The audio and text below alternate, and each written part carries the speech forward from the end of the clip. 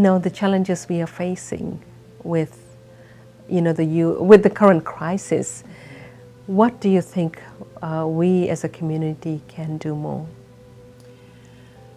Well, I guess it's, when I think back from 91 until right now and just being sort of working in the addiction mental health field, starting from the downtown east side and comparative to where it's at today, is there a lot of difference, I ask myself. And there are some differences. I think that there seems to be a lot more people that are out in the street.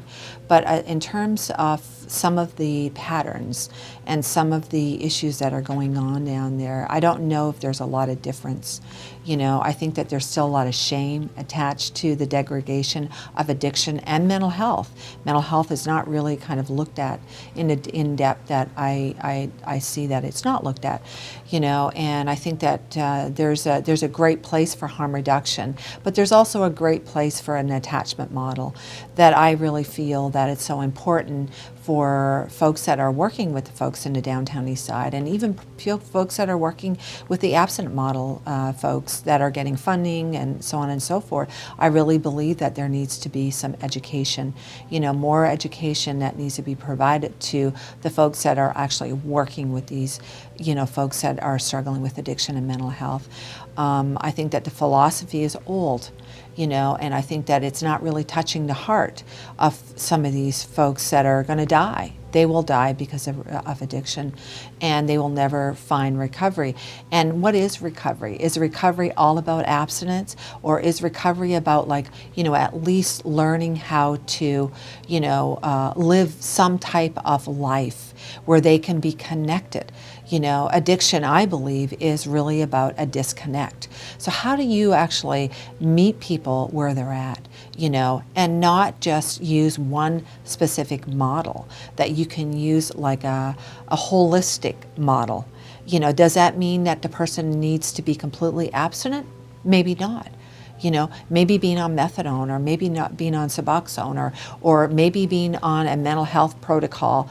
Those are the important aspects of a person's life. It's where you want to meet that person. But I believe that the education really needs to happen for the people that are working in this field, because I think that there needs to be this broader training, a more broader training, where you can meet the addictive people where you can actually touch their heart, and not what you can do for them, or how you can fix them, or how you can rescue them, or how you can, stop that little crisis that's happening in that person's life. As an interventionist, I'm working with family systems, and as an addiction specialist, I know when I'm going in and I'm working with families, or I'm working with a person that's addicted, I don't know where I have to meet that person where they're at, or I'm going to lose that person. So it can't be just it can't be just one way of working with. Yeah, and very well said, because in my experience, for this many years, I know, what may work for you may not work for another person. Right. So something like medication-assisted therapy works for people. That there's a 12-step model. There's residential treatment. There's outpatient services. There's a lot of different treatment options. And I think, that education and awareness to the healthcare providers is to be able to provide those different tools to individuals. Mm-hmm. So it's not just one way. Mm-hmm. Sometimes you have to, that's why it says recovery has got multiple pathways. Right. There's several pathways, several dimensions, and you got to try. And it's not something that happens perfectly. It's a process. Right. There will be ups and downs in that journey. Sure. And it's not about the downs. It's really about, when you are feeling that down, the tools you can use to bring yourself up. That's the most important part.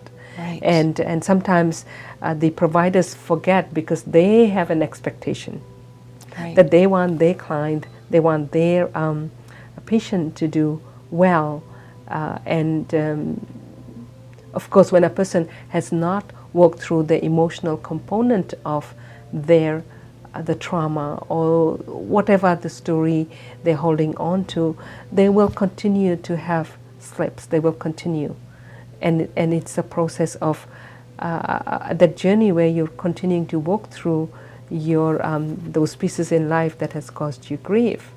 And you know, this is very important, and I wanted to talk about the 6 elements of self-care in recovery, and it starts with the physical one first, which we sort of touched in the last one, where, you know, we talk about sleep, that and nutrition. These all things play very important in the early parts of recovery. And the second, and of course, getting the energy from your loved ones is important. Right. That connection with the community, the family, your healthcare provider is so important. To have building a network, it takes a village Right. to support someone. And then the second being the emotional, which I touched earlier, is being able to work on those things that's causing you grief, and being vulnerable is very important. Sometimes, you know, again, that judgment, that feeling of being judged, that if you're going to open up your story, you'll get judged. That's why Right. people don't want to open Right. up. Right. And the third being, you know, the mental part. You know, mental health is so important. I want to almost say mental wellness. We all need that. Your comments on this? You know, I was thinking back, and not to kind of reiterate, like, you know, from my story, but I can't help to think about, like, the foundation that I had received as a result of, you know, coming from where I came from. It was like the foundation and the transitions. It's kind of like a kid that's going from high school to college. Yes. You know, and sometimes there's like it's difficult, but there has to be structure in place.